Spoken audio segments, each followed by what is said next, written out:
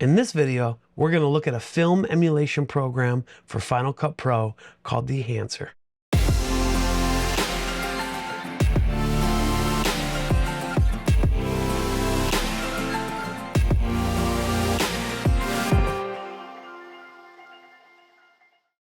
Dehancer Film Emulation plugin for Final Cut Pro is a complete film emulation program with over 60+ film profiles that transform your videos into videos that replicate being shot on realistic film. Dehancer did not review or have a say in this video, and the opinions in this video are solely the opinions of the Feral Films. We understand that everyone has their own style of filming and editing, and this is just what we do. We shoot on Panasonic S5 2Xs and S9s. Depending on the situation, we either shoot in the adjusted natural profile or we shoot using the Panasonic Vlog. We use a Gamut IO conversion Lut in the camera to monitor the Rec. 709. We're going to show you a couple different ways that we have been playing around with Dehancer. The processes that we use, like I said, you might not use it this way, but this is the way that we found works best for us. Here we are in Final Cut Pro. We've already added a clip which was filmed in the log format. We're not going to talk about all the features of Dehancer, just the ones that we used with coming up with our look. We're going to go over to the effects window. In the search bar, we're going to start to type Dehancer, and you see that it pops up. Now all we're going to do is click on it, drag it, and drop it onto the clip. You can now see in the inspector window that Dehancer is active and has already changed our source clip in the monitor. If you scroll down, you'll see all the options and features that Dehancer has. There are a lot. First thing that we're going to do is we're going to disable everything. We want you to see how the clip is changing as we build our look. In the input section of Dehancer, they want to get our source clip into the Rec. 709 color space. If you shot in Rec. 709, then you don't have to change anything. But since we filmed in the log format, we have to change our source. And we're going to do that by choosing camera. Then we're going to pick the brand of our camera, which was Panasonic.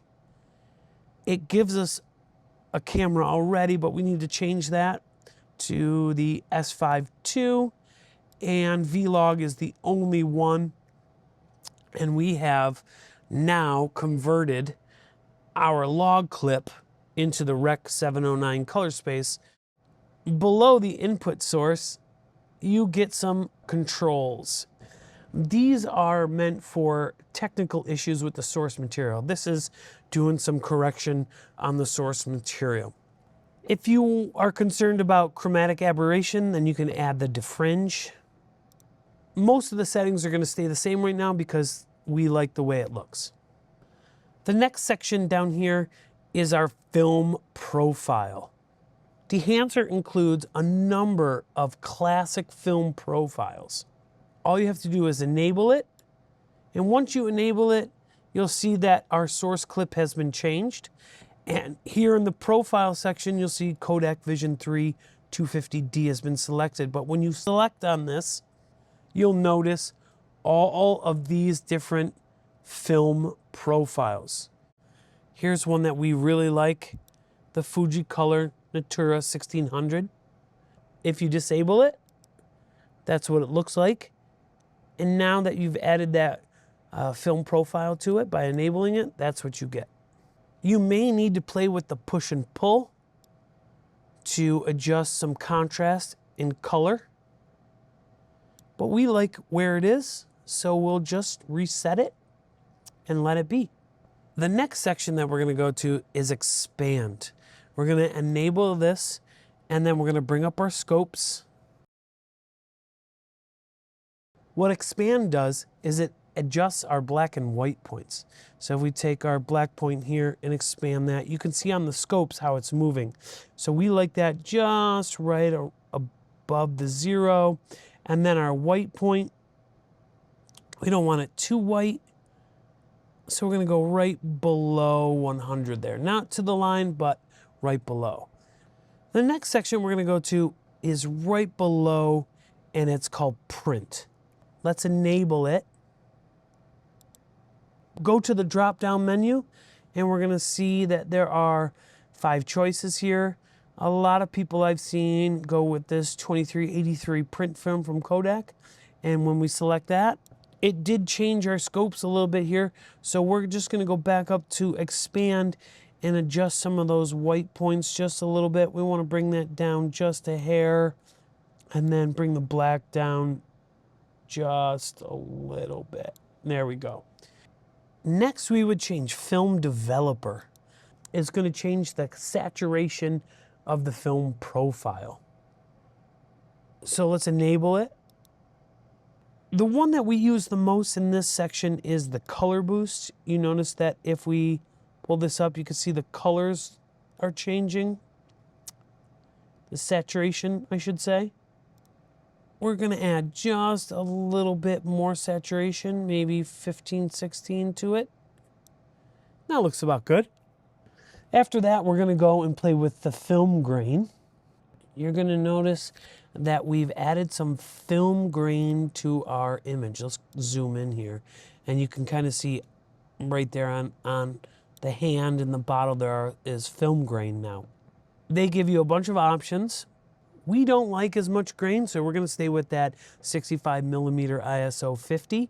But if you can also go up to the top, and you can really plug in what kind of grain you want by choosing custom. Halation would be next. We're going to enable halation. Halation brings out the red and orange halos around bright light sources. If you look at, let's close the scopes. If you look at the lights on the wall, you'll notice that those are brought out a little bit. I'll deselect it. Now watch the light sources up there. You can change the halation source too. We like the 35 millimeter Super 35. That's what we're comfortable with, so we're going to leave it like that. And then bloom is actually going to affect the dispersion of that halation, the expanding and softening of the bright light.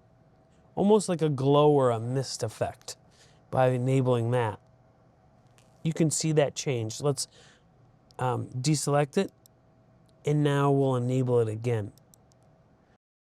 The next thing we're going to talk about is film compression. Film compression actually adjusts the highlights without affecting any of the shadows or midtones. Let's enable it, and you'll see that there's a change right away. Minor, but there is a change. And we can add a little bit more of that light by adjusting the white point. And I think we like right around there. And here you go, a clip that we shot in log, brought it into Dehancer, adjusted the sections inside the plugin, and got our film look. Let's quickly talk about a couple of the sections of Dehancer that we did not touch. Color head, which is just a color correction tool found within Dehancer. You can adjust the yellows and blues, magentas and greens, cyans, reds, and some other shadow tones, midtones. Film damage, which just adds dust, hair, scratches, and other irregularities to your film.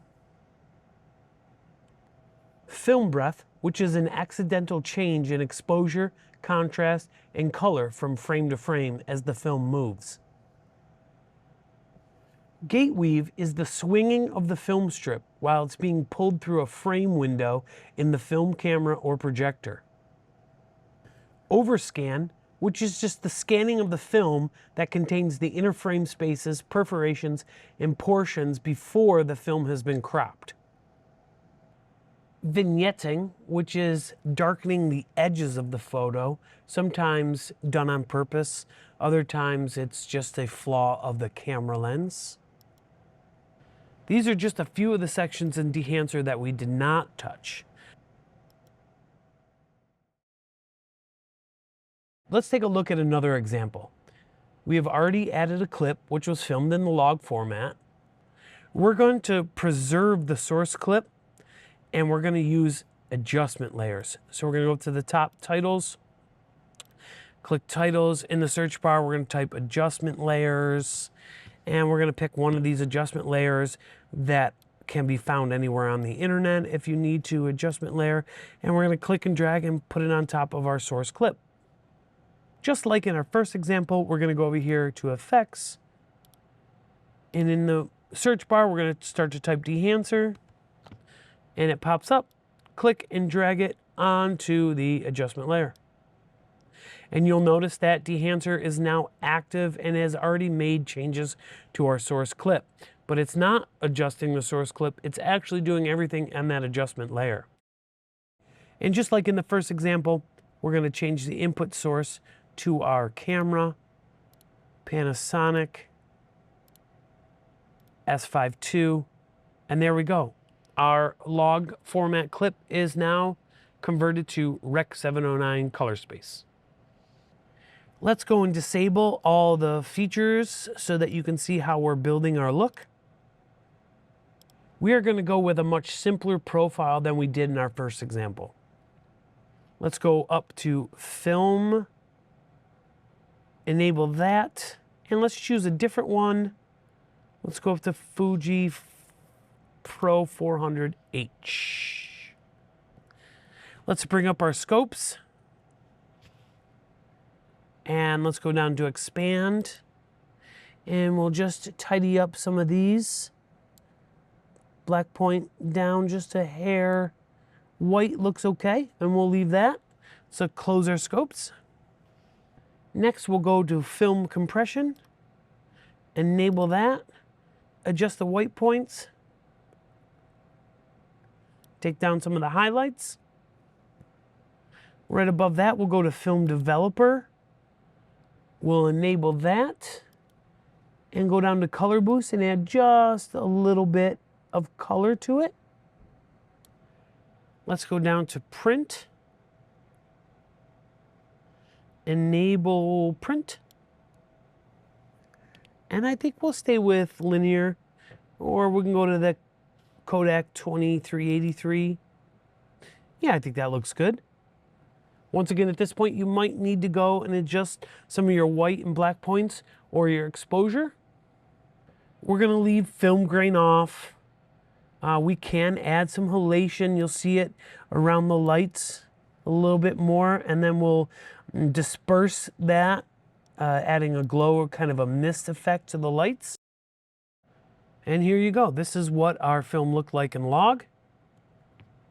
And then when we added Dehancer, this is what it turned into. We like to use adjustment layers because it preserves the source clip. I can turn the adjustment layer off and nothing has changed on that source clip. I can turn it back on and you could see what we did in Dehancer.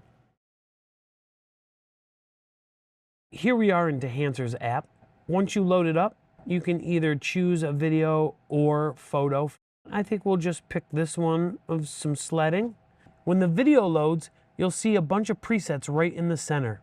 These are actually film profiles and print profiles added together. When you click edit, this is where you get more control. You'll notice at the bottom, all of those source, film, developer, compressor, expand, these are all the same features from the desktop plugin. Change your source, Rec 709. Here I can just pick from one of those film profiles without the print profile added. What I like about the app is I could see each film profile and how it will affect my source clip even before selecting one. Just like the Final Cut Pro plugin, I can choose custom and then I can do all of this fine tuning with these sliders. This is what it looked like before Dehancer was applied. And this is what it looks like after we applied Dehancer. I like the Dehancer app because it's very simple to use. I like that I get to see what the profiles look like before I choose them. And I have all the same features that I do for the Final Cut Pro plugin right here on my phone. I think Dehancer is a very specialized film plugin for people wanting that realistic film look. As a wedding videographer, I see it as a use. I'm not sure I would use it all the time, just because it is a little processor heavy on some of the older machines like my M1. I bet you it runs fine on the new M3s and M4s. So Dehancer is a full-time plug-in for us? Probably not, but using it sparingly on wedding films, I think so. I think it gives us a number of options that some other LUTs don't, and some other color correction options don't. That's why we like Dehancer's film emulation program, because it gives you a number of options that other film emulation programs don't.